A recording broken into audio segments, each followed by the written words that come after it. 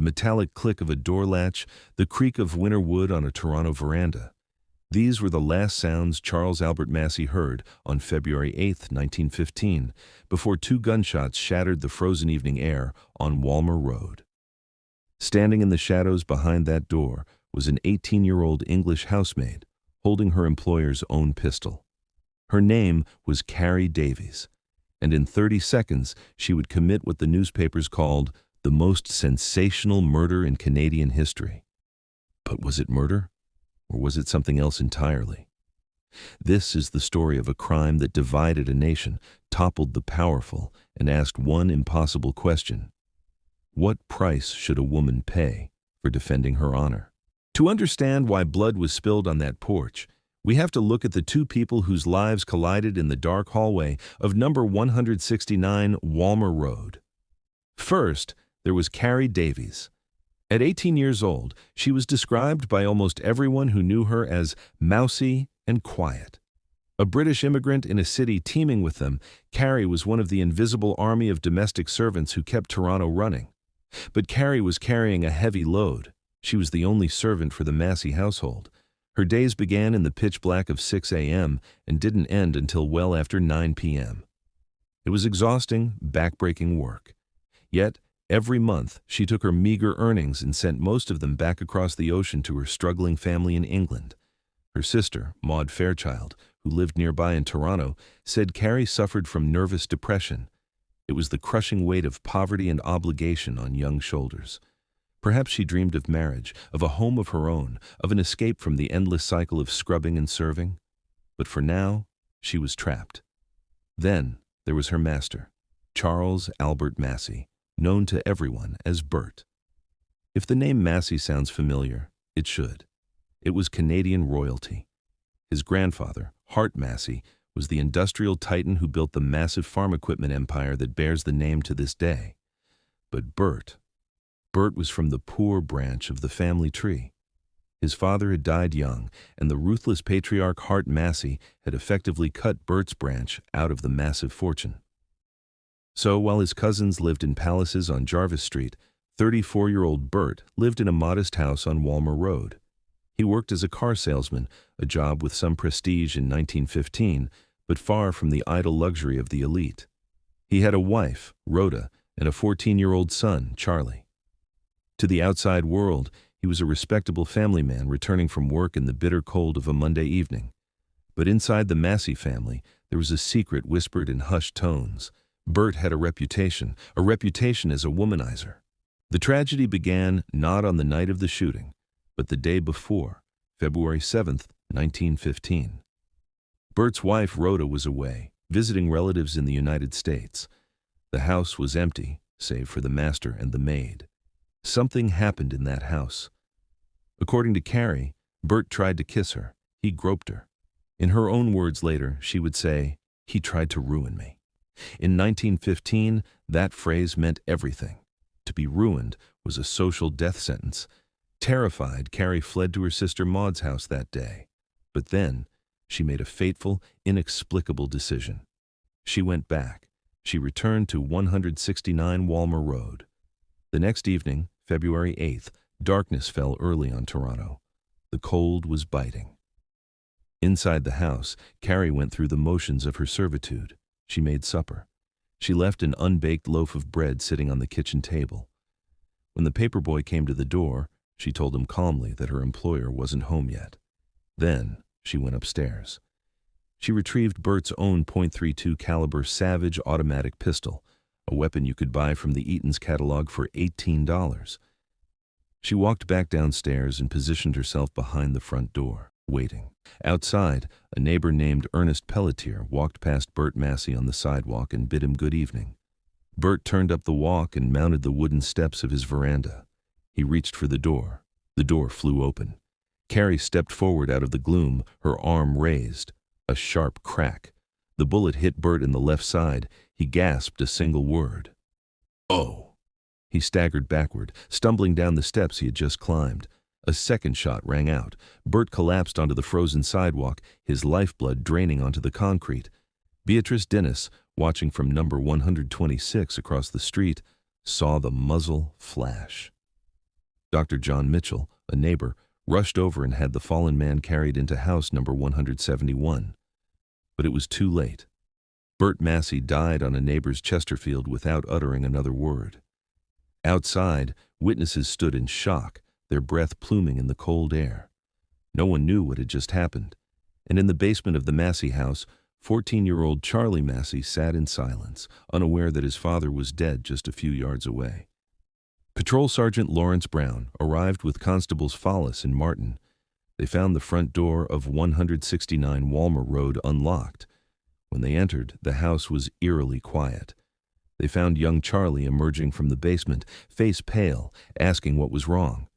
Sergeant Brown drew his revolver and began to climb the stairs, step by creaking step. When he reached the landing, he heard a tremulous, girlish voice from the third floor, from above in the dark. "Who is there?" "The police," Brown shouted.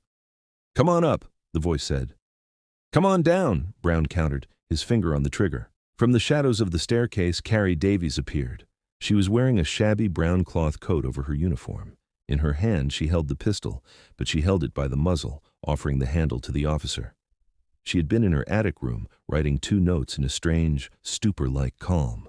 She looked at the sergeant and said simply, "I shot him."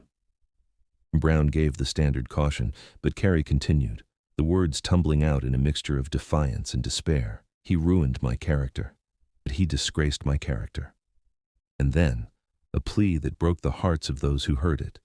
"He has ruined my life. Take me out of here." She was taken to Police Station 11 on London Street. It was only there, when she overheard officers whispering that Massey was dead, that she broke down in tears. Inspector George Kennedy, Toronto's most senior detective, took over immediately. He realized the dynamite he was holding. A Massey. Dead. Shot by a servant. The Masseys were the Methodists, the philanthropists, the pillars of moral society who built Massey Hall and the Fred Victor mission. They were the new capitalist elite. And now, this 18-year-old girl was claiming sexual assault. "He tried to ruin me." Kennedy was baffled. How did a housemaid know how to fire a semi-automatic pistol? He rushed the questioning, so flustered he forgot to even have her sign her statement. That omission was not a minor clerical error. An unsigned statement is a prosecutor's nightmare. Without Carrie's signature, the Crown could not unambiguously prove that the words recorded were truly hers, or that she had agreed to them. Defense counsel Hartley Dewart would later exploit every crack in the prosecution's procedural armor. The unsigned statement was exactly the kind of bungled detail that made the Crown's case look sloppy and spiteful rather than rigorous and just. Kennedy, a seasoned detective, had fumbled the most fundamental task of his investigation, and in doing so, he had handed the defense a gift. He does not appear again as a significant figure in the proceedings. In the trial that followed, it was the lawyers, not the detectives, who controlled the story. By morning, the city was on fire. Toronto had 6 newspapers then, with a combined circulation of nearly 500,000. Headlines screamed from New York to London. In a city where the saying went, "Toronto has no social classes, only the Masseys and the masses were about to roar. The physical evidence was damning and simple. 2 shots fired, Bert's own gun, Carrie's fingerprints. Bert had no defensive wounds, he hadn't struggled. He was unarmed, shot from several feet away as he opened his own front door. But the most dangerous evidence wasn't the gun. It was the timeline. Several hours had elapsed between the alleged assault on February 7th and the shooting on February 8th. Carrie had left the house, visited her sister, and come back. She had waited for him. She had prepared the weapon. In the eyes of the law, this screamed premeditation. This wasn't a sudden crime of passion, it was a planned execution.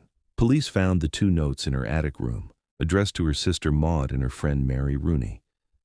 While their full contents were never splashed across the front pages, they painted a picture of a girl saying goodbye.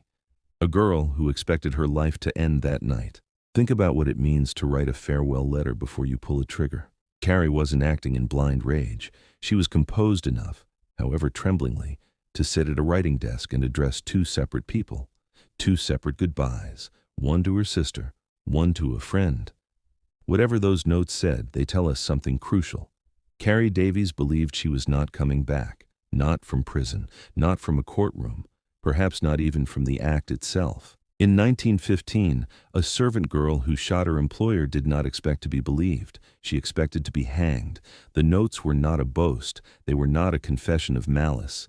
They were the letters of a young woman who had decided that what she was about to do was more important than her own survival. That is not the psychology of a murderer calculating her escape.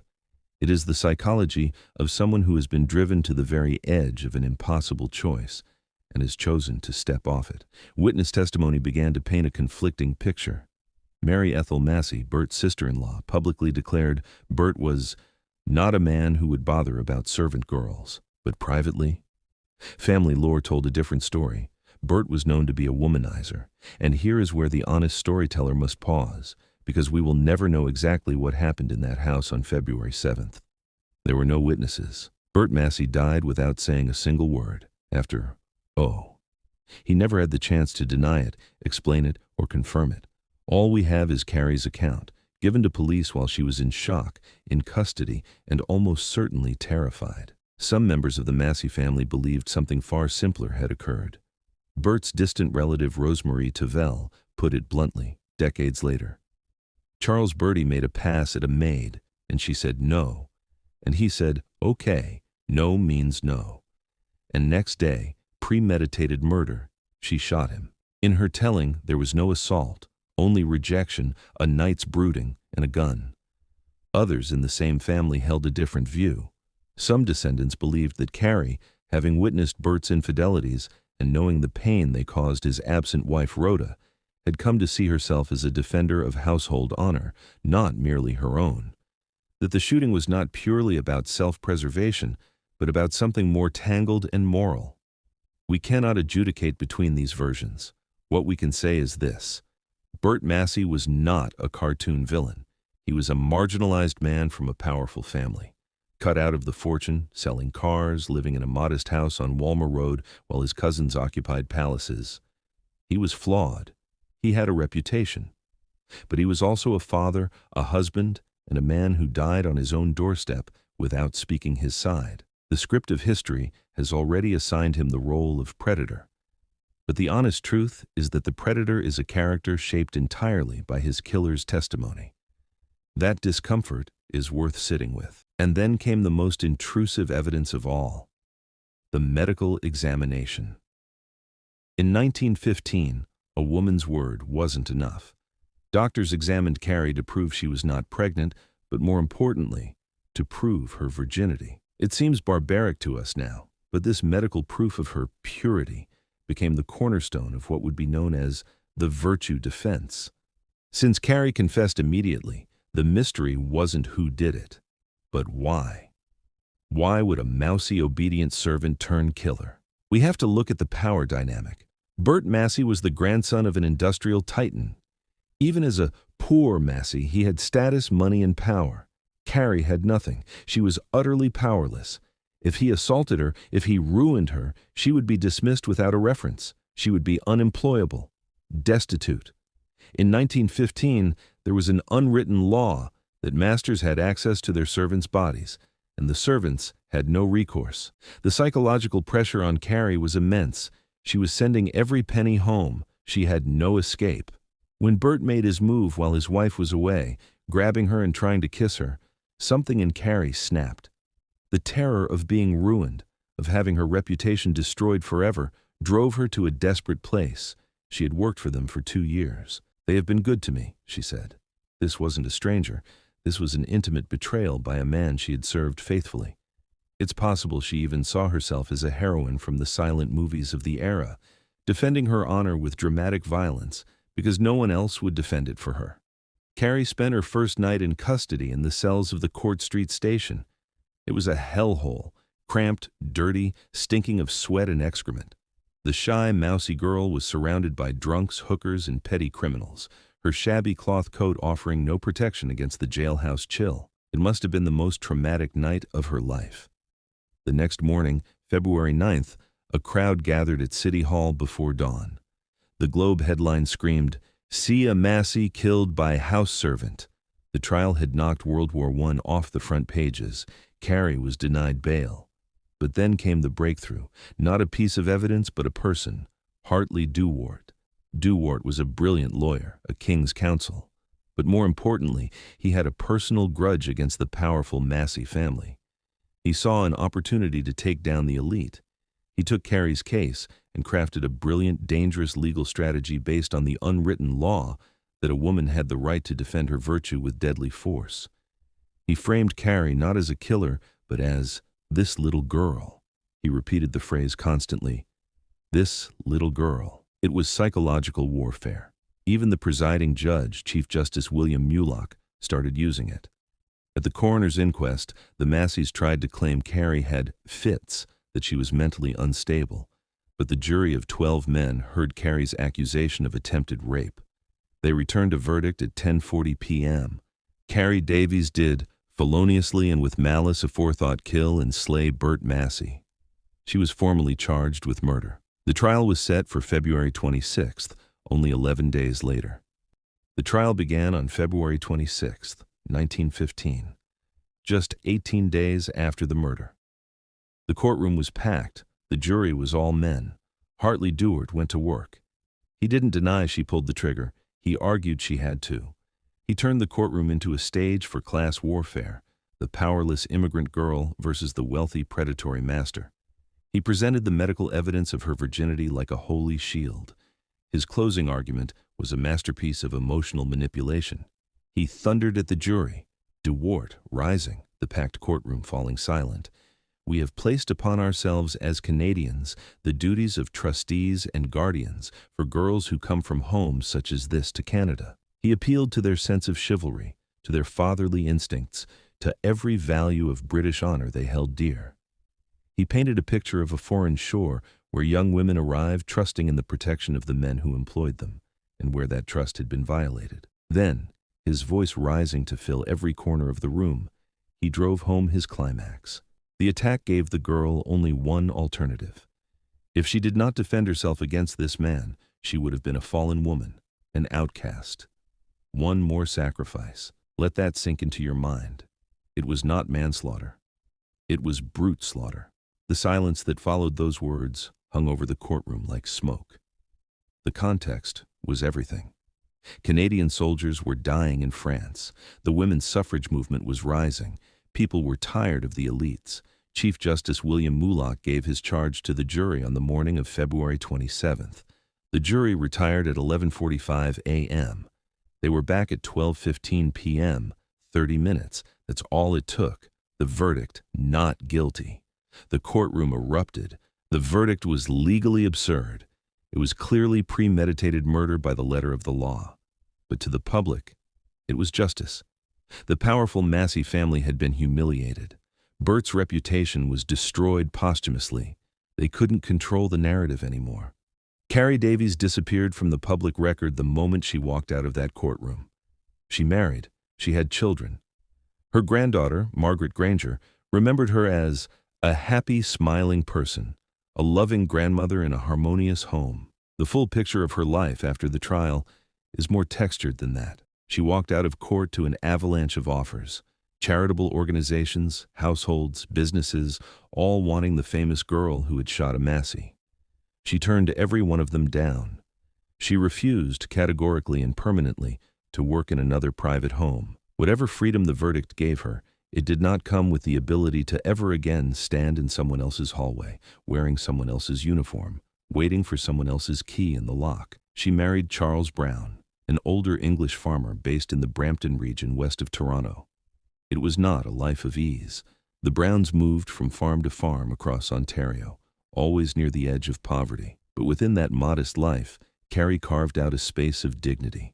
She threw herself into charitable work, volunteering at her church, dedicating time to children's charities, giving to others what the world had been slow to give her. She was, by all accounts, not a bitter woman. She was a generous one. She never told her children what had happened in February 1915. The trial that had knocked the war off the front pages, the verdict that had convulsed a nation, none of it passed her lips. It was a past she had set down somewhere between the courthouse steps and the Brampton fields, and she did not pick it up again. She died in October 1961. Her daughter said simply, She died of hard work. She was never financially secure, but she was free. The house at 169 Walmer Road still stands. Some ask if it's haunted by the ghost of Albert Massey or by the memory of the crime that took place on its porch. The Massey murder teaches us about the invisible women of history. It reveals the impossible situations created where class and gender intersect. It shows us that justice isn't always about the letter of the law. Sometimes it's about what a society decides is right. The jury looked at a planned execution and called it self-defense because they understood the terrifying powerlessness of a servant girl in 1915. Was it murder? Legally, yes. Was it justice? 12 men in 1915 thought so. And perhaps in the court of history, Carrie Davies finally got the hearing she deserved. On a cold February evening in 1915, an 18-year-old housemaid in a starched white cap stood behind a door on Walmer Road and made an impossible choice. Carrie Davies pulled that trigger twice and changed Canadian history forever. Because sometimes the most powerful act of all is refusing to be a victim. This has been the Massey murder. Join us next time as we unlock another file from the archives of the solved and the silent.